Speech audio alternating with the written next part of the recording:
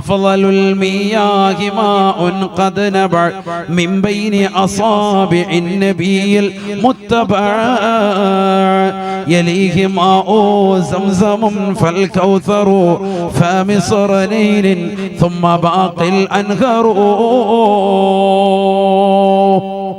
ലോകത്തെ ഏറ്റവും ശ്രേഷ്ഠമായ വെള്ളം അല്ലാഹുവിന്റെ റസൂലിന്റെ രണ്ട് വിരലുകൾക്കിടയിൽ നിന്ന് നബി സല്ലല്ലാഹു അലൈഹി വസല്ലമ തങ്ങളുടെ കാലഘട്ടത്തിൽ സ്വഹാബത്തിന് കിട്ടിയതാകുന്ന വെള്ളമാണ്.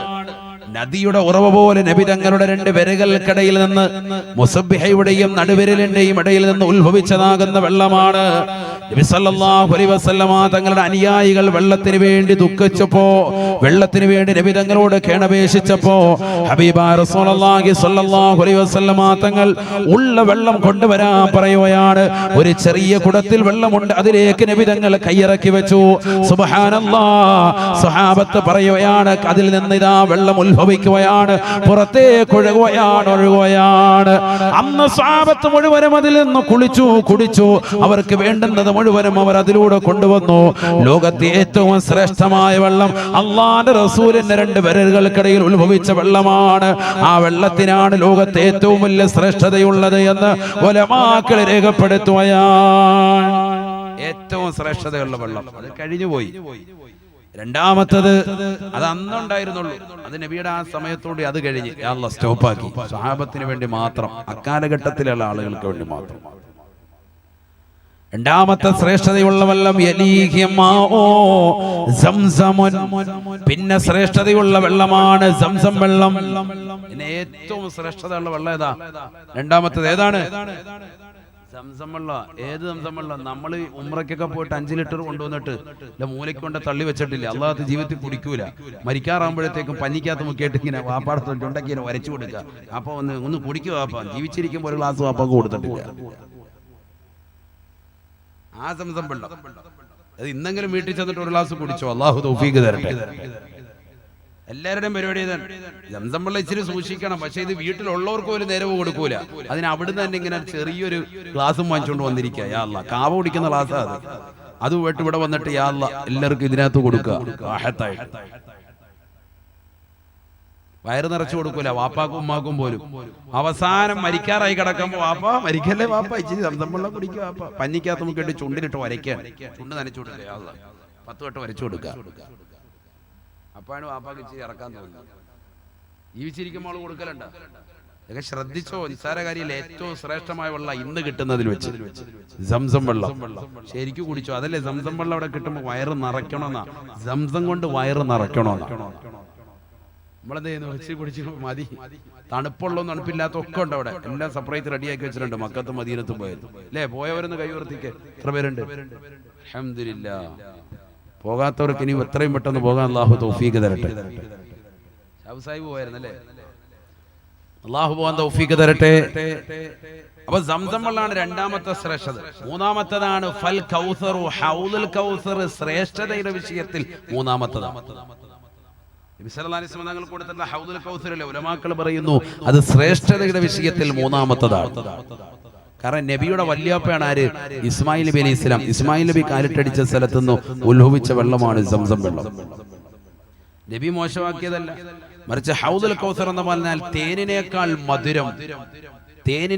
മധുരം, അഹ്ലാമിനൽ അസലി വ അബിയദു മിനൽ വരിഖി, വെള്ളിയേക്കാൾ നല്ല വെണ്മയുള്ള വെള്ളമാണ് സയ്യിദുനാ റസൂലുള്ളാഹി.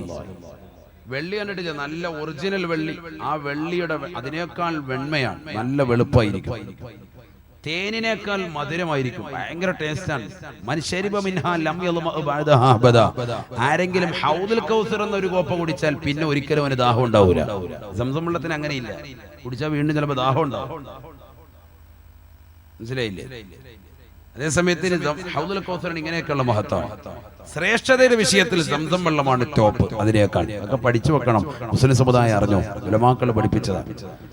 പിന്നെ പിന്നെ നൈൽ നദിയുടെ വെള്ളമാണ് നാലാമത്തെ ശ്രേഷ്ഠതയുള്ള വെള്ളം. ഏറ്റവും ശ്രേഷ്ഠതയുള്ള നബിയുടെ കയ്യിൽ നിന്ന് ഉത്ഭവിച്ചു, അത് പോയി. ഇനി ഇപ്പോൾ ഉള്ളതിൽ വെച്ച് ഏറ്റവും ടോപ്പ് ഏതാ? സംസം വെള്ളം. പിന്നെ ശ്രേഷ്ഠതയുടെ വിഷയത്തിൽ ഹൗദുൽ കൗസർ. പിന്നെ ഏറ്റവും ശ്രേഷ്ഠതയുള്ളത് ഇതാ നൈൽ നദിയിലെ വെള്ളം. സുമ്മ ബാക്കിൽ അൻഹുറു. പിന്നെ കുമ്മനത്തുള്ള വെള്ളവും നമ്മുടെ ലീഗ് ജംഗ്ഷനിലുള്ള വെള്ളവും എല്ലാം സമമാണ്. ലോകത്തുള്ള എല്ലാ വെള്ളവും എന്താണ്? സമമാണെന്ന് അർത്ഥം. അപ്പൊ ഈ സംസം വെള്ളം കൊണ്ടാണ് നബി സല്ലല്ലാഹു അലൈഹി വസല്ലം തങ്ങളുടെ ഹൃദയം ശുദ്ധിയാക്കുന്നത്.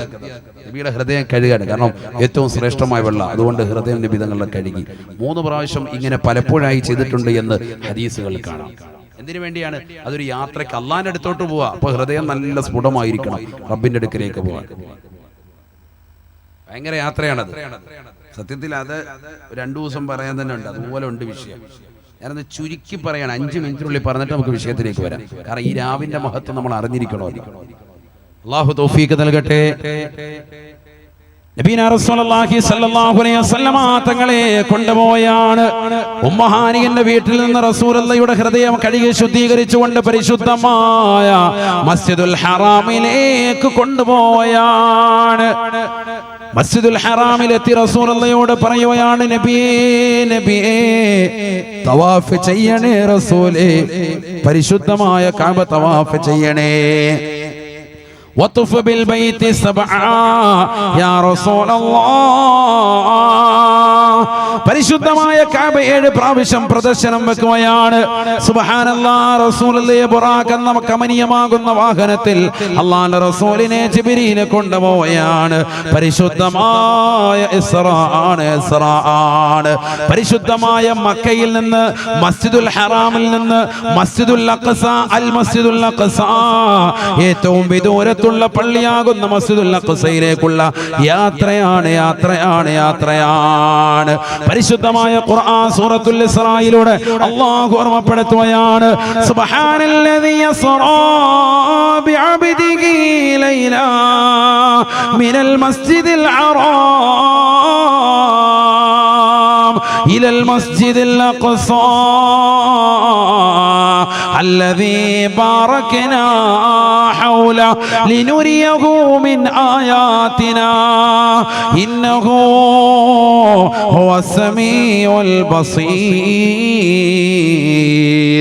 പരിശുദ്ധമായ മക്കയിൽ നിന്ന് പരിശുദ്ധമായ മസ്ജിദുൽ അഖ്സയിലേക്ക് രാത്രിയിൽ നിന്ന് വളരെ കുറഞ്ഞ സമയം പ്രയാണം നടത്തിയതാകുന്ന അല്ലാഹുവിനാണ് സർവസ്തുതിയും. അസ്റാ എന്ന് പറഞ്ഞാൽ രാത്രിയിൽ പ്രയാണം നടത്തുക, രാത്രിയിൽ യാത്ര ചെയ്യുന്നതിനാണ് ആ പദപ്രയോഗം ഉണ്ടാകുക. ലൈലൻ എന്ന് പറഞ്ഞാൽ നക്രയായിട്ടാണ് പ്രയോഗിച്ചത്. അല്ലൈൽ അലിഫും ലാമും കൂടി ചേർത്തിട്ടാണ് എങ്കിൽ രാത്രി മുഴുവനും എടുത്തു ആ യാത്രയ്ക്കെന്ന് വരും. അങ്ങനെയല്ല, ലൈലൻ രാത്രിയിൽ നിന്ന് വളരെ കുറഞ്ഞ സമയം മാത്രമാണ് ഈ സംഭവം നടന്നിട്ടുള്ളത്. ഇതേ രാത്രിയിൽ വളരെ കുറഞ്ഞ സമയത്തിന് നബി സല്ലല്ലാഹു അലൈഹി വസല്ലം തങ്ങൾ എളാമയുടെ വീട്ടിൽ വിശ്രമിച്ചതാണ്. നബി സല്ലല്ലാഹു അലൈഹി വസല്ലം തങ്ങളെ കൊണ്ട് ഒറ്റ പോക്ക് നേരെ മക്കത്തിൽ നിന്ന് പരിശുദ്ധമായ മസ്ജിദുൽ അഖ്സയിലേക്ക്. ആ കാലഘട്ടത്തിൽ, അന്ന് നബിയുടെ കാലഘട്ടത്തിൽ മക്കയിൽ നിന്ന് മസ്ജിദുൽ അഖ്സയിലേക്ക് പോകണമെങ്കിൽ 40 ദിവസം എടുക്കും. 40 ദിവസം എടുക്കും. പക്ഷെ പോയിട്ട് വന്നതാ വളരെ ചുരുങ്ങിയ സമയം കൊണ്ട്. അവിടം വരെ അല്ല, അവിടുന്ന് പിന്നെ അങ്ങോട്ട് പോയി. സുബ്ഹാനല്ലാഹ്. ഖുബ്ബത്തു സഹറായിൽ നിന്ന് തൊട്ടടുത്തുള്ളതാകുന്ന ഖുബ്ബയിൽ നിന്ന് പാറപ്പുറത്തുനിന്ന് ഒരൊറ്റ പോക്ക് നേരെ അള്ളാഹുവിന്റെ ഹദ്റത്തിലേക്ക്. അള്ളയെ പോയി കണ്ട് തിരിച്ച് നേരെ ഇവിടെ വന്നു. ആള് സുബഹിയായപ്പോൾ തിരിച്ചെത്തി. അതാണ് യാത്ര. അതെന്നാ നടന്ന? അത് ഈ രാത്രിയിലാണ്. ഹബീബായ റസൂലുള്ളാഹി സ്വല്ലല്ലാഹു അലൈഹി വസല്ലമ തങ്ങൾ ഇദാ മസ്ജിദുൽ അഖ്സയിലേക്ക് എത്തുകയാണ്. ഹബീബായ നബി തങ്ങൾ പറയുകയാണ്, റഅയ്തു മൂസാ യുസല്ലി ഫീ ഖബ്രിഹി ഇൻദ കസീബിൽ അഹ്മർ. പരിശുദ്ധമായ മസ്ജിദുൽ അഖ്സയുടെ പരിസരത്തുള്ളതാകുന്ന ചുവന്ന കുന്നിന്റെ താരത്തുള്ളതാകുന്ന പരിശുദ്ധമായ പള്ളിയുടെ ചാരത്തുള്ളതായ മഖാമിൽ ബഹുമാനപ്പെട്ട മൂസാ നബി നമസ്കരിക്കുക ഞാൻ എന്റെ കണ്ണുകൊണ്ട് കാണുകയാണ്. റഅയ്തു മൂസാ യുസല്ലി ഫീ ഖബ്രിഹി. മൂസാ നബി നമസ്കരിക്കുന്നത് ഞാൻ എന്റെ കണ്ണുകൊണ്ട് കണ്ടു. ഞാനിതാ മസ്ജിദുൽ അഖ്സയിലെത്തി. ഞാനിതാ 2 റക്അത്ത് നമസ്കരിക്കുകയാണ്. എന്റെ പിന്നിലിതാ അമ്പിയാക്കൾ മുഴുവനും വന്ന് നിൽക്കുകയാണ്. എല്ലാ അമ്പിയാക്കളെയും പിന്നിലാക്കി ഞാൻ അവരുടെ മുന്നിൽ ഇമാമത്ത് നിന്നുകൊണ്ട് 2 റക്അത്ത് നമസ്കാരം നിർവഹിക്കുകയാണ്. അതിന്റെ അർത്ഥം അല്ലാഹുവിന്റെ റസൂലിനെ ആദരിക്കുകയാണ്. ദുഃഖിച്ചിരുന്നതാകുന്ന പ്രവാചകരെ, ദുഃഖിച്ചിരുന്നതാകുന്ന പ്രവാചകരെ ഇതാ ഒരു ആദരവിന് സാക്ഷ്യം വഹിക്കുകയാണ്. അമ്പിയാക്കളുടെ നേതൃത്വമാണ് തങ്ങൾ, സയ്യിദുൽ അംബിയാ, സർവ്വ അമ്പിയാക്കളുടെ നേതൃത്വമാണ്. അതുകൊണ്ട് തങ്ങൾ അവർക്ക് ഇമാമത്തായി നിന്നുകൊണ്ട് 2 റക്അത്ത് നബി സല്ലല്ലാഹു അലൈഹി വസല്ലമ തങ്ങൾ നമസ്കരിക്കുന്നു. അവിടെ നിന്ന് തൊട്ടടുത്തുള്ളതാകുന്ന ഖുബ്ബത്ത് സുഹ്റയിൽ നിന്ന് അല്ലാഹുവിന്റെ റസൂൽ ഒരു യാത്ര തിരിക്കുകയാണ്. ബുറാഖ് എന്ന വാഹനത്തിൽ ഒരൊറ്റ യാത്രയാണ്. സുബ്ഹാനല്ലാഹ്. ഒന്നാം ആകാശത്തേക്ക് എത്തിയപ്പോ ബഹുമാനപ്പെട്ട ആദം നബി അലൈഹി സ്വലാത്തു വസ്സലാം അല്ലാഹുവിന്റെ റസൂലിനെ സ്വാഗതം അരുളുകയാണ്. മർഹബാ ബിൻ നബി സാലിഹ് വൽ ഇബ്നി സാലിഹ്. സ്വാഗതം സ്വാഗതം സ്വാഗതം. രണ്ടാം ആകാശത്തേക്ക് എത്തിയപ്പോ ബഹുമാനപ്പെട്ട സക്കരിയ നബി അലൈഹിസ്സലാം, ബഹുമാനപ്പെട്ട ഈസാ നബി അലൈഹിസ്സലാം സ്വാഗതമരുളുകയാണ്, സ്വാഗതമരുളുകയാണ്. രണ്ടുപേരും കൂടി സ്വാഗതമരുളുകയാണ്. അവിടെ നിന്ന് ഭൂതാകാശത്തേക്ക് കയറുകയാണ്. മൂന്നാം ആകാശത്തേക്ക് എത്തിയപ്പോ അവിടെ അതാ വാതിൽ തുറക്കാൻ പറഞ്ഞു. ആരാണെന്ന് ചോദിച്ചു. ജിബ്രീലാണെന്ന് പറഞ്ഞു.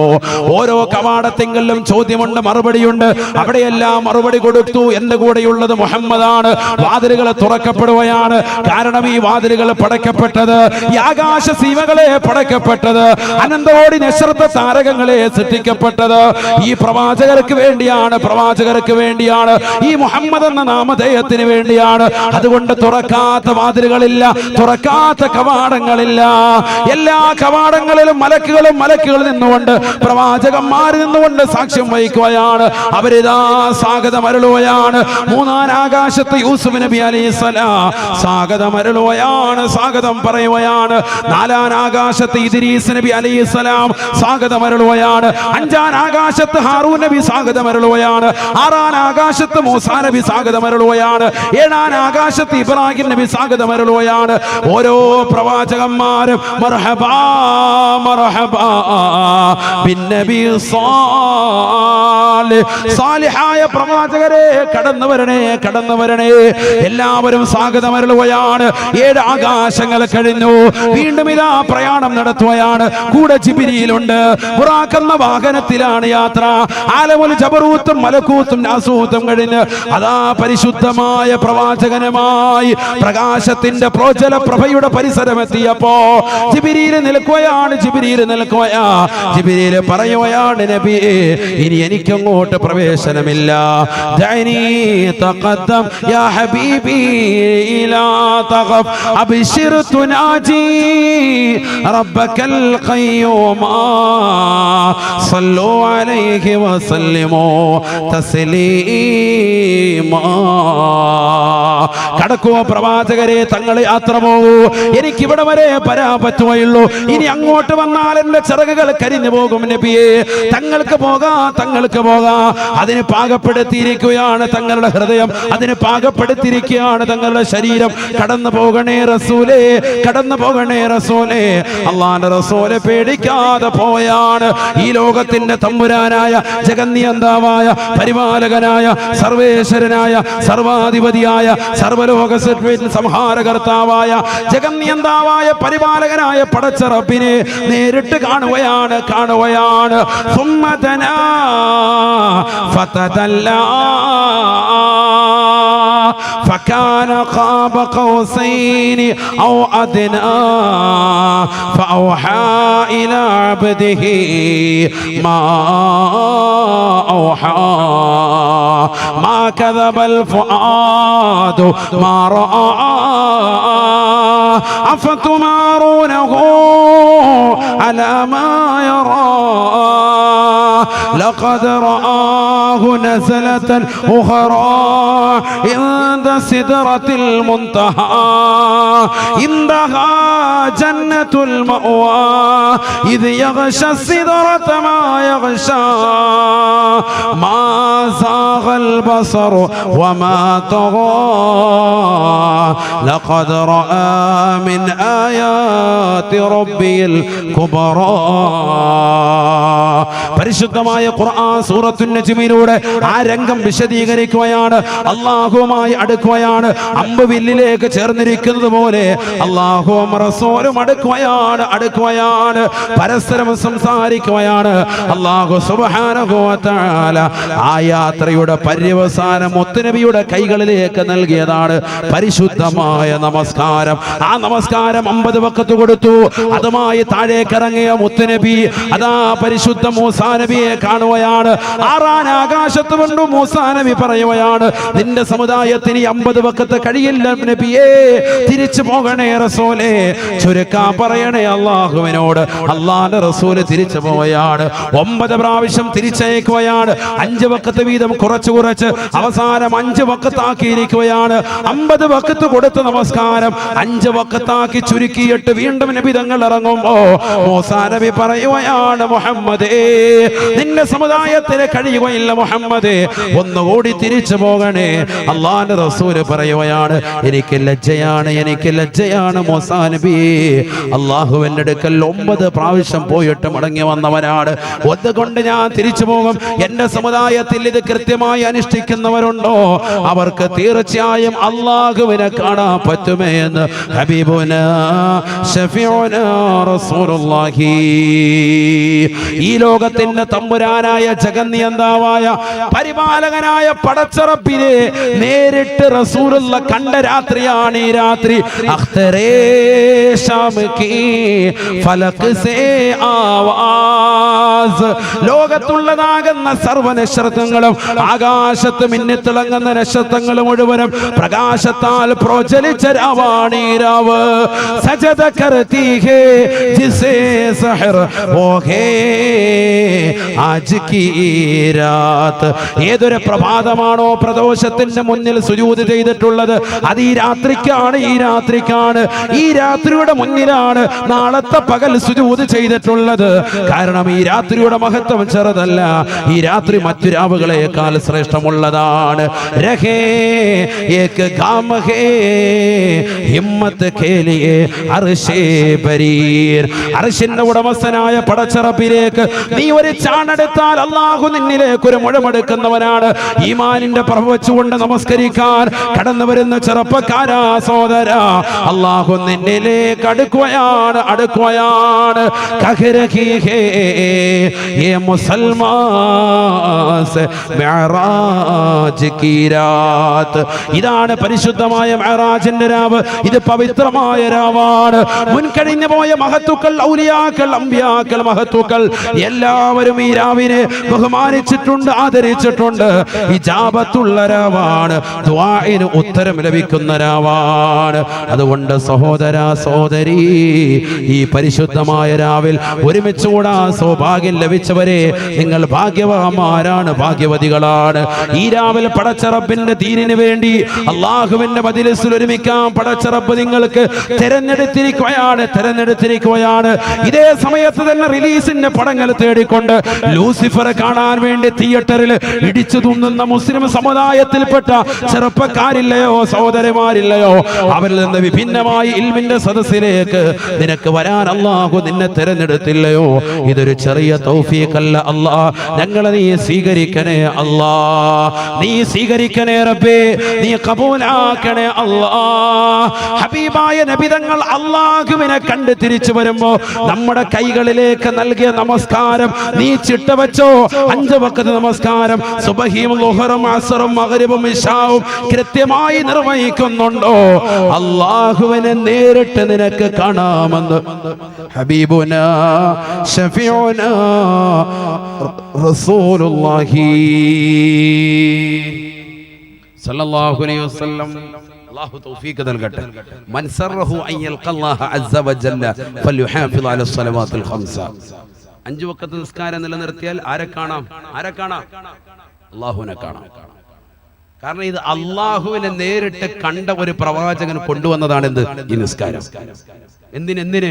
ഈ ഉമ്മത്തിന് അല്ലാഹുവിനെ കാണാൻ ആഗ്രഹിക്കുന്നവർക്ക് ഇതാ ഒരു നിസ്കാരം നൽകുകയാണ്. അല്ലാഹു തൗഫീഖ് നൽകട്ടെ. ഈ ലോകത്ത് ഏറ്റവും സൗന്ദര്യവാനാരാണ്? മുഹമ്മദ് റസൂലുള്ളാഹി. ആ നബിയെ സൃഷ്ടിച്ചതാരാ? ആരാണ്? അല്ലാഹു. അപ്പൊ അല്ലാഹു എത്ര വലിയ സൗന്ദര്യവാനായിരിക്കും? നീ ചിന്തിക്കാത്തത് എന്താ? നീ സിനിമാ നടനെ കണ്ടിട്ട് എന്തൊരു ഗ്ലാമർ, ഇത് മേക്കപ്പ് ചെയ്തേക്കല്ലേ? 6 മണിക്കൂറായിട്ട് അയവ റൂമിൽ നിന്ന് ഇറങ്ങുന്നില്ല, മേക്കപ്പ് ചെയ്തിട്ടാണ് ഇങ്ങോട്ട് ഇറങ്ങിയിട്ട് ഈ കോലത്തിലായത്. യഥാർത്ഥ രൂപം കണ്ട പേടിക്കുമല്ലോ. ഹബീബായ റസൂലുള്ളാഹി സ്വല്ലല്ലാഹി അലൈഹി വസല്ലം തങ്ങളെ പോലെ ലോകത്തെ ഏറ്റവും വലിയ സൗന്ദര്യമുള്ള ഒരു വ്യക്തി കഴിഞ്ഞു പോയിട്ടില്ല, ഇനി വരാനുമില്ല. ഏറ്റവും വലിയ സൗന്ദര്യം. ആ പ്രവാചകരെ സൃഷ്ടിച്ച അള്ളാഹുവിന് എത്ര വലിയ സൗന്ദര്യം ഉണ്ടായിരിക്കും. നമ്മൾ ചില സ്ഥലങ്ങളിലൊക്കെ പോകുമ്പോൾ ഭയങ്കര സംഭവമായിരിക്കും അല്ലേ. മുമ്പ് ഞാൻ ലക്ഷദ്വീപിൽ പോയിട്ട് ഒരു 3-4 കിലോമീറ്റർ ദൂരോട്ട് പോയിട്ട് അവരിങ്ങനെ ഡൈവിങ് നടത്തും, വെള്ളത്തിനടിയിലോട്ട് വിടും. അത് ചെയ്തവരുണ്ടാ? ലക്ഷദ്വീപിൽ പോകുമ്പോൾ കവരത്തി ദ്വീപിൽ പോയിട്ട് അവിടുത്തെ ചെറുപ്പക്കാരൊക്കെ ഒരു നിർബന്ധം, നമ്മളെ വെള്ളത്തിൽ മുക്കണം. ഞാൻ പറഞ്ഞ ആയിക്കോട്ടെ. എന്നോട് പറഞ്ഞ ഉത്സാഹം ഒന്ന് പോയി നോക്കും, ഒരു വേറെ ലോകമാണ്. അങ്ങനെ ലാസ്റ്റ് അവർ എന്ത് ചെയ്തിട്ട് വെള്ളത്തിനടിയിലോട്ട് നമുക്ക് യൂണിഫോം ഒക്കെ നൽകി വേറെ ആളും കൂടെ വരും. അല്ലെങ്കിൽ നമ്മളെപ്പം മയ്യത്തായെന്ന് ചോദിച്ചാൽ അള്ളാഹത്ത് അങ്ങനെ വെള്ളം കടലിലാണ്, വേറെ എവിടെയല്ല. വല്ല ഇങ്ങനെ വിഴിഞ്ഞാൽ തീർന്നു, പിന്നെ വാതും ഉണ്ടാവില്ല, ഒന്നും ഉണ്ടാവില്ല. യാ അല്ലാഹ് നേരെ കൊണ്ടുവന്ന് വെള്ളത്തിലിറക്കാൻ ഇവരൊരു സ്പീഡ് ബോട്ടിൽ അങ്ങനെ കൊണ്ടുപോകും. 2-3 കിലോമീറ്റർ കഴിയുമ്പോഴത്തേക്കും അതൊക്കെ ഇറക്കി വിടുക. ഒരാൾ കൂടെ വരും, നമ്മളെ പുറകെ പിടിച്ച് ഗൈഡ് ചെയ്തിട്ട് ഇങ്ങനെ വെള്ളത്തിനടിയിലോട്ട് കൊണ്ടുപോകും. നമ്മൾ ഈ അക്വേറിയത്തിൽ കിടക്കുന്ന കളർ മത്സ്യങ്ങളില്ലേ, അതിന്റെ ഒരു ബഹർ ലോകത്തേക്ക് നമ്മളെ അങ്ങോട്ട് കൊണ്ടുപോവാണ്. നമ്മൾ പിന്നെ കുറച്ച് കഴിയുമ്പോൾ നമ്മുടെ ചാനലൊന്നുമില്ല, നമ്മൾ കരുതും വേറെ എവിടെ എത്തിയിട്ടുണ്ട്. ഓക്സിജനൊക്കെ ഉണ്ട് പ്രത്യേകം, വായു കൂടെ പുറത്തെല്ലാം കെട്ടിവെച്ചിട്ടുണ്ട്. അത് കറക്റ്റായിട്ട് വലിച്ചില്ലെങ്കിൽ യാ അല്ലാഹ് പിന്നെ എഴുന്നേറ്റ് വരുന്ന വേറെ ആളായിരിക്കും. അതൊക്കെ ആദ്യം ഇവർ പഠിപ്പിച്ചിട്ടാണ് അങ്ങോട്ട് വിടുക. ഇതിങ്ങനെ വലിക്കുന്നതുകൊണ്ട് സംഭവം പിന്നെ നമ്മൾ വേറെ ഏതോ ലോകത്ത് വന്നതുപോലെയാണ്. അപ്പോഴാണ് കടലിനടിയിലുള്ള അത്ഭുതങ്ങളൊക്കെ, അതൊക്കെ ഒരു ലോകമാണ്. അതിങ്ങനെ 1 മണിക്കൂറോളം നമ്മളിങ്ങനെ അരമണിക്കൂർ ഇങ്ങനെ അവിടെ ഇവിടെ ഇങ്ങനെ കൊണ്ടുപോകും, ഇങ്ങനെ എല്ലായിടത്തും കൊണ്ടുപോകും. അതൊരു ഭാഗമാണ്. അതിൽ കുറച്ചുകൂടെ അപ്പുറത്തോട്ട് പോയാൽ വേറെ ഏരിയ ഉണ്ട്, തിമിംഗലമൊക്കെ നമ്മളെ നക്കും, അങ്ങനത്തെ ഏരിയ ഉണ്ട്. അങ്ങോട്ട് കൊണ്ടുപോകില്ല. ഇത് ഈ ഭാഗത്ത് മാത്രം. ഇവിടെ നല്ല കളർ മത്സ്യങ്ങളാണ്, ഭയങ്കര കളർ മത്സ്യങ്ങളാണ്. അപ്പൊ ഈ ലോകം അത്തരത്തിലുള്ള അതൊക്കെ നമ്മൾ കാണുമ്പോൾ നമ്മൾ എത്തും, പടച്ചവനെ എത്ര വലിയ സൃഷ്ടിപ്പാണ് അല്ലാഹു സുബ്ഹാനഹു വ തആല സൃഷ്ടിച്ചിരിക്കുന്നത്. ഈ വസ്തുക്കളെയൊക്കെ സൃഷ്ടിച്ച അള്ളാഹുവിന് നമ്മുടെ കണ്ണുകൊണ്ട് നമ്മൾ കാണുന്ന വസ്തുക്കളൊക്കെ ഭയങ്കരമാണ്, ഭയങ്കര സൗന്ദര്യമായിട്ട് നമ്മൾ പറയുന്നുണ്ട്. ഇതിനൊക്കെ സൃഷ്ടിച്ച അള്ളാഹു എത്ര സൗന്ദര്യവാനാ, എന്താ നീ അത് ചിന്തിക്കാത്തത്? ഇന്നല്ലാഹ ജമീലുൻ യുഹിബ്ബുൽ ജമാൽ സയ്യിദുനാ റസൂലുള്ളാഹി. അള്ളാഹു സൗന്ദര്യവാനാണ്, ഭയങ്കര സൗന്ദര്യവാൻ. ആ അള്ളാഹുവിനെ ഒന്ന് കാണണ്ടേ, അതല്ലേ നിനക്ക് ഏറ്റവും വേണ്ടത്. നാളെ രാവിലെ ഇവിടെ ഒരു സിനിമാ നടൻ വരുന്നു, കട ഉദ്ഘാടിക്കാൻ വരുന്നു എന്ന് പറഞ്ഞാൽ നീ ഇന്ന് രാത്രി പോലും പോവില്ല. ഇവിടെ പാവിരിച്ചിട്ട് യാ അല്ലാഹ് ഇങ്ങനെ ഇരിക്കുക, ഇത്തികാഫുൽ ജൽസ യാ അല്ലാഹ് ഇവിടെ ഇരിക്കുക, പോവില്ല അല്ലേ. റസൂലുള്ളാഹി വരുന്നെന്ന് പറഞ്ഞാൽ തീർന്നില്ലേ. നമ്മുടെ ജീവിതത്തിൽ ഏറ്റവും വലിയ ഇഷ്കാണ്. അള്ളാഹുവിനെ കാണാൻ നീ എന്താ പ്രയത്നിക്കാത്തത്? നിനക്ക് അള്ളയെ കാണണോ? നീ 5 വഖത്ത് നമസ്കാരം ചിട്ട വെച്ചാൽ മതി. സയ്യിദുനാ റസൂലുള്ളാഹി അതിനായി നിസ്കാരം നൽകിയിട്ടുണ്ട്. അതാണ് ഈ രാവിന്റെ മഹത്വം. ഈ രാവിലെ മഹത്വം അതാണ്. ഇത് കാലികമായൊരു വാഴാണ്. അതുകൊണ്ടാണ് ഞാൻ അങ്ങനെ ഒന്ന് കയറ്റി പറഞ്ഞത്. കാരണം ഈ രാത്രിയിൽ അത് പറയാതെ പോകൽ എന്നെ സംബന്ധിച്ചിടത്തോളം ബുദ്ധിമുട്ടുള്ളതാണ്. അള്ളാഹു നമുക്ക് നാഫിയ ഇൽമ നൽകി അനുഗ്രഹിക്കട്ടെ. നാളത്തെ ദിവസം കൊണ്ട് ഒരാൾ ഒഴിയരുത്. ഒക്കെ എല്ലാവരും സുന്നത്ത് നോമ്പ് അനുഷ്ഠിക്കൂല ഇൻഷാ അല്ലാഹ്. മെഹറാജിന്റെ സുന്നത്ത് നോമ്പ് അല്ലാഹു തആലയ്ക്ക് വേണ്ടി ഞാൻ കരുതി എന്ന് നിയ്യത്ത് വെച്ചു. ഇപ്പൊ തന്നെ വെച്ചാൽ റാഹത്താണ്. നേരം വെക്കുമ്പോ കണ്ട് ഇപ്പൊ തന്നെ വെച്ചാൽ മതി. റജബ് 27-ന്റെ സുന്നത്ത് നോമ്പ്, മെഹറാജിന്റെ സുന്നത്ത് നോമ്പ് അല്ലാഹു തആലയ്ക്ക് വേണ്ടി നാളെ പിടിച്ചുവിട്ടാൻ ഞാൻ കരുതി എന്ന് കരുതിയ റാഹത്ത്. അല്ലാഹു തൗഫീഖ് നൽകട്ടെ. ഇരിക്കുന്ന എല്ലാവരും അങ്ങനെ മനസ്സുകൊണ്ടാൻ കരുതിക്കോ. ഇനിയിപ്പോ നാളെ നീളം വെക്കാൻ നിൽക്കണ്ട. അല്ലാഹു തൗഫീഖ് നൽകട്ടെ. നാളത്തെ ഒരു ദിവസം സുന്നത്ത് നോമ്പ് പിടിച്ചോ, അമൽ ചെയ്ത് ദുആരക്ക്. ഈ രാത്രി ഭയങ്കര ഇജാബത്തുള്ളതാണ്. ഇനിയിപ്പം നേരത്തെ പോയിട്ട് കിടക്കല്ലോ, ഒരു 10 മിനിറ്റ് കൂടെ ഇരുന്നോളി. കുറച്ചേനോടെ പറയാലോ അല്ലേ, 11 വരെ പോലെ ഇരിക്കൂലേ. നമുക്ക് 2 കടമകളോട് പറയാണ്ട്. ഇനി മക്കൾക്കും മക്കളോടുള്ള 2 കടമകൾ മാതാപിതാക്കള് ഒന്നേ പറഞ്ഞിട്ടുണ്ട്. 2 നമുക്കൊന്ന് ഓടിച്ചു പറയാം. ഇൽമാണ്, നമ്മൾ വേറെ പാട്ടും കൂത്തൊന്നുമില്ലല്ലോ. ഇരുന്നോളി, ഉപയോഗപ്പെടും ജീവിതത്തിൽ. അല്ലാഹു തൗഫീഖ് നൽകട്ടെ. ശ്രദ്ധിക്കും, നല്ലതുപോലെ ശ്രദ്ധിക്കും. അപ്പൊ ഒന്നാമത്തെ കടമ യസ്തൻജിബ ഉമ്മഹു, കുട്ടിയുടെ മാതാവിനെ തിരഞ്ഞെടുക്കണം. അഥവാ ഉമ്മ സാലിഹത്തായിരിക്കണം. ഉമ്മ മാത്രമല്ല, ഉപ്പയും സാലിഹായിരിക്കണം. ഒക്കെ ശ്രദ്ധിക്കേണ്ടതാണ്. നമ്മുടെ മകൾക്ക് കല്യാണച്ചക്കനെ ആലോചിക്കുമ്പോൾ അവൻ കള്ളു കുടിക്കുന്നവനാണോ, വിഭജിക്കുന്നവനാണോ, മോശപ്പെട്ട സ്വഭാവമുള്ളവനാണോ അന്വേഷിക്കണം നമ്മൾ. അല്ലാതെ ആള് നല്ല ചെറുക്കുണ്ട്, ഫോട്ടോ കൊണ്ടുവന്നു, നല്ല രസമുണ്ട്, നല്ല തുളിച്ച ചെറുക്കനാണ്, നല്ല തക്കാളിപ്പഴം പോലെ ഉണ്ട്. എന്ത് കാര്യത്തിൽ? എന്താ കറി വെക്കാൻ പോകുന്നു? തക്കാളിപ്പഴം പോലെ ഉണ്ട്. നമുക്ക് നമ്മുടെ ജീവിതത്തിൽ റാഹത്താണ്ടേ, മക്കളുമായിട്ട് ജീവിതം ഒന്നിച്ചു പോകണ്ടേ. ഫോട്ടോ കണ്ടിട്ടോ നല്ല ചെക്കനാണെന്ന് പറഞ്ഞിട്ട് കാര്യമില്ല. ഇവൻ എന്തിനു കൊള്ളാം? ദീനുണ്ടോ? മദ്രസയിൽ പഠിച്ചിട്ടുണ്ടാ? ഇന്നാരാ ചോദിക്കുന്നത്? ഇന്ന് വിവാഹം കഴിക്കുന്നതാകുന്ന നവദമ്പതിമാര് കല്യാണത്തിന് കാണുമ്പോൾ പരസ്പരം കാണൽ ചടങ്ങ് നടത്തുമ്പോൾ ആര് ചോദിക്കുന്നു? ദീനിന്റെ ക്വാളിറ്റി ആരാ ചോദിക്കുന്നത്? മദ്രസയിൽ എത്ര വരെ പഠിച്ചു എന്നുള്ളത് ഒരു 25 ഏജിന് അല്ലെ 30 വയസ്സ് മുമ്പോട്ടുള്ളവരൊക്കെ ചോദിച്ചിട്ടുണ്ടാവും ഈ സദസ്സിൽ. അതിന് ഇങ്ങോട്ടുള്ളവർ ചോദിക്കൂല. ഇപ്പോഴത്തെ കാലത്ത് ഒട്ടുമില്ല അതൊക്കെ. മദ്രസയിൽ എത്ര വരെ പഠിച്ചു ആരെങ്കിലും ചോദിക്കുമോ? ചിലപ്പോ ഇപ്പൊ ചിന്തിക്കുന്നുണ്ടാവും മിക്ക ഭർത്താക്കന്മാര്, ശരിയാണല്ലോ ഓൾ എത്ര വരെ പഠിച്ച, ഇന്നൊന്നും പോയി ചോദിക്കണം എന്ന് കരുതുന്നുണ്ടാവും. കുട്ടികൾ 5 ആയിക്കോട്ടെ, ഇപ്പോഴായിരിക്കും കരുതുന്നത് ഇന്നെന്തെങ്കിലും ഉത്സാഹം വീട്ടിൽ പറഞ്ഞു തരി, എന്നെ വീട്ടിൽ പോയിട്ട് ചോദിക്കണം, നീ എത്ര വരെ പഠിച്ചടി മദ്രസയിൽ എന്നൊന്ന് ചോദിക്കണമെന്ന് കരുതുന്ന കാക്കാന്മാരുണ്ടാവും. അതാണ് നമ്മുടെ അവസ്ഥ. അത് ചോദിക്കൂല, ബാക്കിയൊക്കെ ചോദിച്ചിട്ടുണ്ടാവും. എത്രയാണ് ശ്രീധരൻ നമുക്ക് കിട്ടുക, വല്ലോണ്ട് റാഹത്താണ്, വള എത്രയാണ്, കാരണം ഇത് കഴിഞ്ഞാൽ ഉടനെ വിൽക്കാനുള്ളതാണ്, ഒക്കെ കറക്റ്റായിട്ട് പോയി. അള്ളാഹു നമ്മളെ കാത്തിരക്ഷിക്കുമാറാവട്ടെ. അല്ലേ? ശരിയല്ലേ? ദീൻ നമ്മൾ ശ്രദ്ധിക്കുന്നില്ല. ദീനാണ് ശ്രദ്ധിക്കേണ്ടത്. അതിൽ നമ്മൾ ഒരുപാട് പിറകോട്ട് വന്നതുകൊണ്ടാണ് ഈ പ്രശ്നങ്ങളൊക്കെ. മക്കള് സാലിഹാകാത്തത് അവിടെയാണ്. വളരെ ശ്രദ്ധിക്കേണ്ട ഒരു ഘടകമാണ്. നബിയുനാ റസൂലുള്ളാഹി സ്വല്ലല്ലാഹു അലൈഹി വസല്ലം തങ്ങൾ പറയുകയാണ്, ലാ തസിനൂ ലാ തസിനൂ, നിങ്ങൾ വ്യഭിചരിക്കരുതേ, വ്യഭിചരിക്കരുതേ. അഥവാ കണ്ണുകൊണ്ടുള്ള നോട്ടം, അന്യരിലേക്കുള്ള നോട്ടം, അത് കണ്ണിന്റെ വ്യഭിചാരമാണ്, വ്യഭിചാരമാണ്. കണ്ണുകൊണ്ട് വ്യഭിചരിക്കരുതേ. നാവ് കൊണ്ട് അന്യരിലേക്കുള്ള ഭാഷണം, അത് നാവിന്റെ വ്യഭിചാരമാണ്, നാവ് കൊണ്ട് വ്യഭിചരിക്കരുതേ. ചുണ്ട് കൊണ്ടുള്ള ചുംബനം, അത് ചുണ്ടിന്റെ വ്യഭിചാരമാണ്, ചുണ്ട് കൊണ്ട് വ്യഭിചരിക്കരുതേ. കൈ കൊണ്ടുള്ളതാകുന്ന പിടുത്തം, അത് കൈയുടെ വ്യഭിചാരമാണ്, കൈ കൊണ്ട് വ്യഭിചരിക്കരുതേ, വ്യഭിചരിക്കരുതേ. കാലുകൊണ്ട് വ്യഭിചരിക്കരുതേ. ഹറാമായ സ്ഥലത്തിലേക്കുള്ള നിന്റെ യാത്ര, അത് കാലിന്റെ വിചാരമാണ് എന്ന് ഹബീബുനാ ശഫീഉനാ റസൂലുള്ളാഹി. ബാംഗ്ലൂരിലേക്ക് ഞാൻ വെറുതെ പോയതാണ് ഉസ്താദേ, അവിടെ റെഡ് സീറ്റ് ഉണ്ടെന്ന് പറഞ്ഞു, അതൊന്ന് കാണാൻ വേണ്ടി യാത്ര ചെയ്തതാണ്. ആ യാത്ര തന്നെ വ്യഭിചാരമാണ്. ഹബീബായ റസൂലുള്ളാഹി റെഡ് സീറ്റ് ഒന്ന് കാണുക, റാഹത്താകുക, അവിടേക്ക് ഒന്ന് പോവുക. അങ്ങോട്ടൊക്കെയുള്ള യാത്ര തന്നെ കാലിന്റെ വിചാരമാണ്. ഹബീബ റസൂലുള്ളാഹി സ്വല്ലല്ലാഹു അലൈഹി വസല്ലം തങ്ങൾ പറയുകയാണ്, ഈ അവയവങ്ങൾ മുഴുവനും നീ വ്യഭിചരിക്കാതെ സൂക്ഷിക്കണേ. എന്തുകൊണ്ടെന്നാൽ നിങ്ങളിൽ ആരെങ്കിലും ഈ അവയവങ്ങൾ കൊണ്ട് വ്യഭിചരിച്ചാൽ ഫയുദ്ഹിബല്ലാഹു ലദ്ദത നിസായികും മിൻ അജ്വാഫികും, നിങ്ങളുടെ മനസ്സിന്റെ കത്തളങ്ങളിൽ നിന്ന് അല്ലാഹു സുബ്ഹാനഹു വ തആല നിങ്ങളുടെ ഭാര്യയോടുള്ള, നിങ്ങളുടെ ഇണകളോടുള്ള താല്പര്യത്തെ അല്ലാഹു എടുത്തു കളയുമേ എന്ന് ഹബീബുനാ ശഫീഉനാ റസൂലുള്ളാഹി. ഭാര്യയോടുള്ള താല്പര്യം ഉണ്ടല്ലോ, മഹബ്ബത്ത്, സ്നേഹം അല്ലാഹു എടുത്തു കളയും. നമ്മൾ കണ്ണുകൊണ്ട് വിചരിച്ചാൽ സാധേ നമ്മളാരും വിചരിക്കുന്നില്ല. രാത്രിയിൽ ഇന്റർനെറ്റ് വെച്ചിട്ട് 2GB അംബാനി മാമൻ തന്നിട്ടുണ്ട്. യാ അല്ലാഹ്, ഇതെന്തിനാ തീർക്കുന്നത്? നീ ഉള്ള അശ്ലീലത കണ്ടിട്ടല്ലേ, അതുകൊണ്ടാ കണ്ണിന്റെ വിചാരം എന്ന് പറയുന്നത്. രാത്രി സൺവീലിയാണ്ട് ഡെയിലി അടിച്ച് കണ്ടിട്ടല്ലാതെ ഹയവാൻ ഉറങ്ങൂല, എല്ലാ ദിവസവും നോക്കുക. അപ്പൊ കണ്ണിന്റെ വ്യഭിചാരമാണ്, കണ്ണിന്റെ വ്യഭിചാരമാണ്.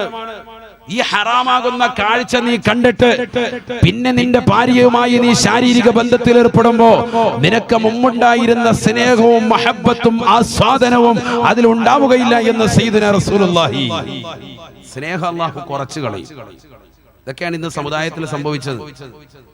അതുകൊണ്ടാണ് ഉസ്താദെ 40 വയസ്സുള്ളതാകുന്ന എന്റെ ഭാര്യ ഒളിച്ചോടി 3 മക്കളെ ഇട്ടേച്ച് അവള് പോയത് പറയുന്നവരുണ്ട്. എന്തുകൊണ്ട്? അവരുടെ മനസ്സിലുള്ള മഹബ്ബത്ത് കുറയ്ക്കു പോകുന്നു. എന്തുകൊണ്ട്? കണ്ണ് സൂക്ഷിക്കാത്തത് കൊണ്ട്, കണ്ണ് സൂക്ഷിക്കാത്തത് കൊണ്ട്. ഇല്ലെങ്കിൽ അവരുടെ ശരീരത്തിന്റെ അവയവങ്ങളെ സൂക്ഷിക്കാത്തതുകൊണ്ട് ഏതെങ്കിലും നിലയ്ക്ക് അവയവങ്ങൾ കൊണ്ട് വിചരിക്കുന്നുണ്ടാവും. ഒന്നില്ലേ ഫോൺ കൊണ്ട്, നാവ് കൊണ്ട് വിചരിക്കുക, കാതുകൊണ്ട് വിചരിക്കുന്നുണ്ടാവും രാത്രിയിൽ. അപ്പൊ അള്ളാഹു ഭർത്താവിനോടുള്ള മഹബത്ത് കുറയ്ക്കും ഓരോ ദിവസം കഴിയുന്നു. കാരണം നീ വ്യഭിചരിക്കുക.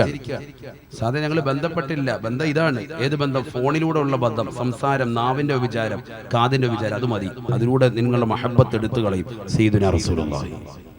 അപ്പൊ അതൊരു വലിയ വിഷയം തന്നെയാണ്. അയ്യസ്തൻജിബ ഉമ്മഹു, കുട്ടിയുടെ മാതാവിനെ തിരഞ്ഞെടുക്കണം, സാലിഹത്തായിരിക്കണം, ഒന്നാമത്തെ കടമയാണ്. അതൊക്കെ മനസ്സിലാക്കേണ്ട വിഷയമാണ്.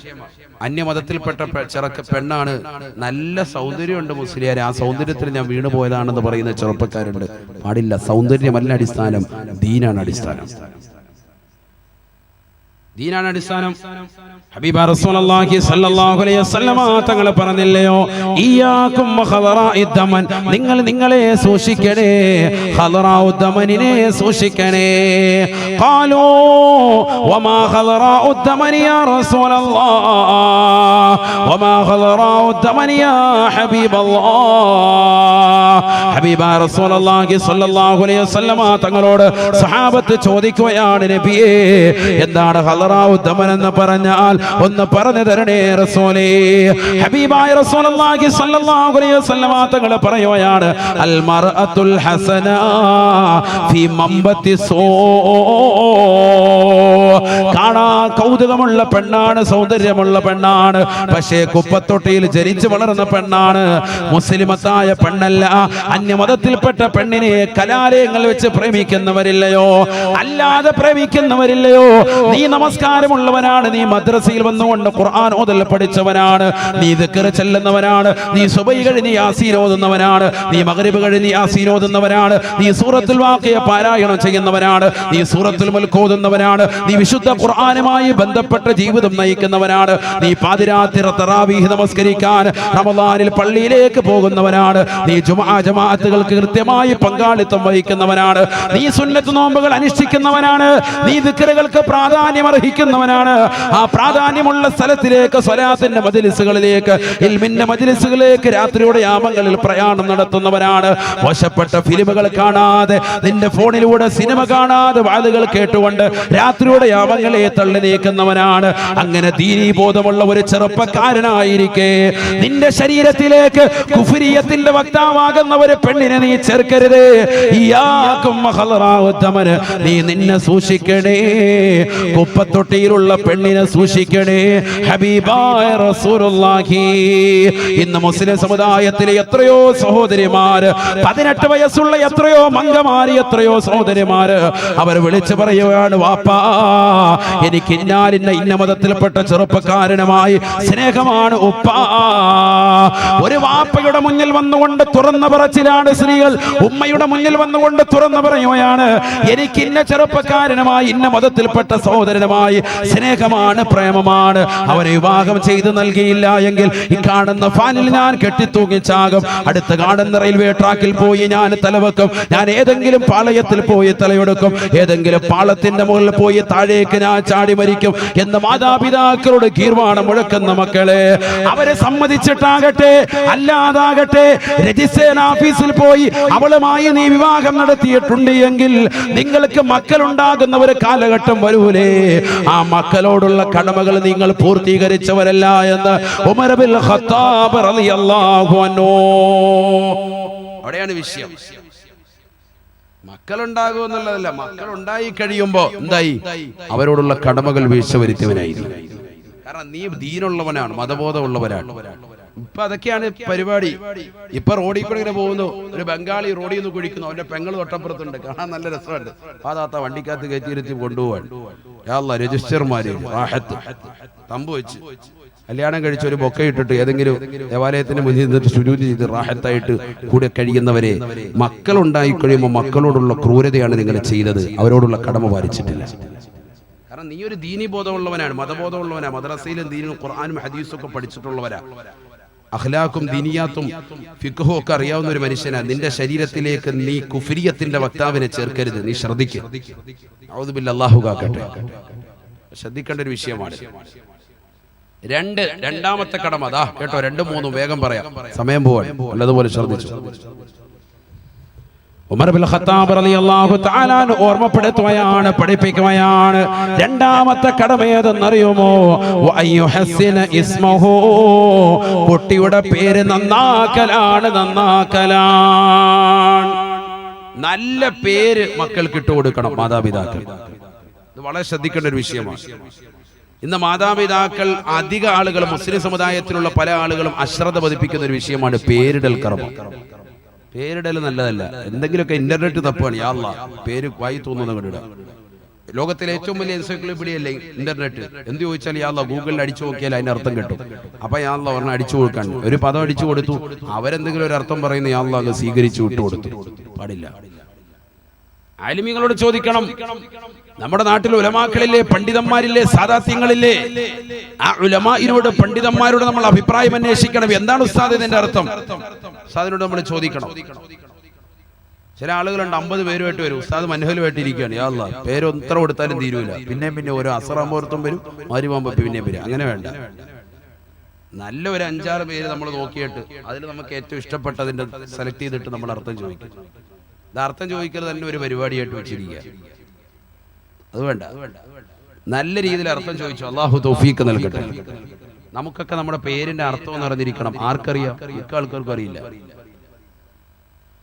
പേര് മോശമാണെങ്കിൽ മാറ്റണം, പേര് മോശമാണെങ്കിൽ മാറ്റണം.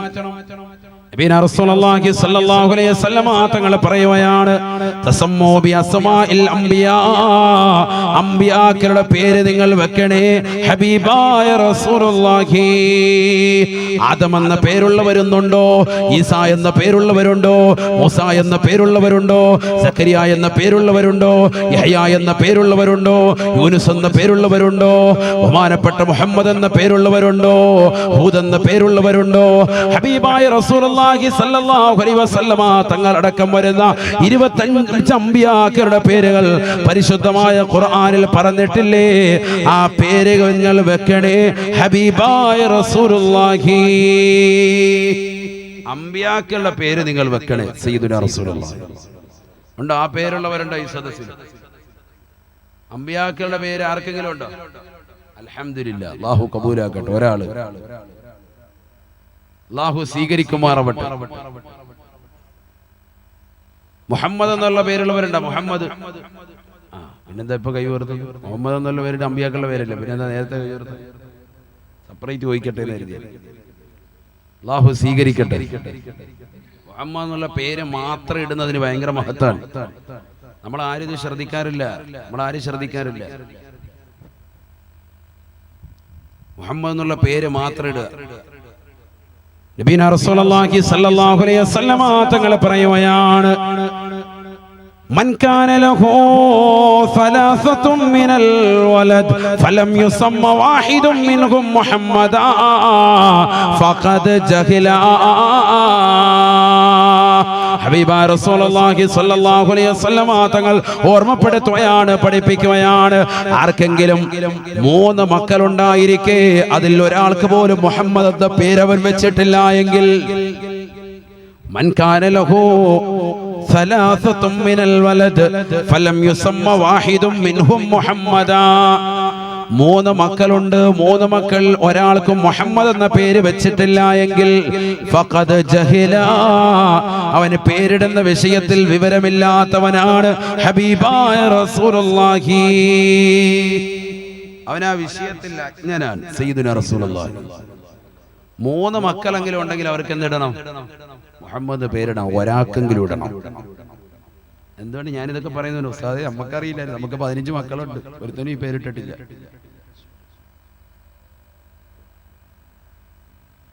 നമ്മളാരോടും ചോദിക്കുന്നില്ല. ആലിമീങ്ങളോടും ദീനിന്റെ അഹ്ലുകാരോടും നമ്മൾ ഇതിനെ കുറിച്ചൊന്നും ചോദിക്കുന്നില്ല. ഒക്കെ നമുക്കറിയാം. മിക്ക ആളുകളും കച്ചവടം ചെയ്ത് കുടുങ്ങി പലിശയുമായി ബന്ധപ്പെട്ട് തകർന്ന് തരിപ്പണമാകുമ്പോൾ ഓടി വരും, മുസ്ലിയാരെ ഒരു മുട്ട മന്ത്രിച്ച് തല ഒന്ന് ഊതി തരണം, നമ്മളാകെ തകർന്നിരിക്കുകയാണ്. അപ്പോഴാ മുസ്ലിയാര്. അതിനു മുമ്പ് മുസ്ലിയാരില്ല. കട ഉദ്ഘാടിക്കാൻ കൊണ്ടുപോയത് സിനിമാ നടിയായിരുന്നു, ചെണ്ടമേളമായിട്ട്. യാ അല്ലാഹ്, മനസ്സിലായില്ല? അപ്പൊ മുസ്ലിയാരെ വേണ്ടായിരുന്നു. അന്ന് മുസ്ലിയാരെ സുബൈ കഴിഞ്ഞിട്ട് ഷട്ടർ പകുതി താഴ്ത്തിയിട്ട് അടിയിൽ കൂടെ എരച്ചകത്ത് കയറ്റിയിട്ട് അരന്റെ വെളിച്ചത്തിൽ ഒരു യാസീൻ വെച്ചിട്ട് 100 രൂപ ചുരുട്ടി കൈ കൊടുത്തിട്ട് ഹാജിയാര് പറഞ്ഞു വിട്ട് 10 മണിയായപ്പോഴത്തേക്ക് ഐശ്വര്യ റായി കൊണ്ടുവന്ന് കടകൾക്ക് അടിച്ച ചെണ്ടമേള കെട്ടി കെട്ട കെട്ട കെട്ട കെട്ട എല്ലാം നശിച്ച് തകർന്ന്. പിന്നെ മുസ്ലിയാരുടെ തോടി വരും, മുസ്ലിയാരെ കോഴിമുട്ട അല്ലാഹ് തലേ ഊത്. അതാണ് നമ്മുടെ പരിപാടി. നമുക്കതാണ് അവസ്ഥ. അഊദു ബില്ലാഹി കാക്കട്ടെ.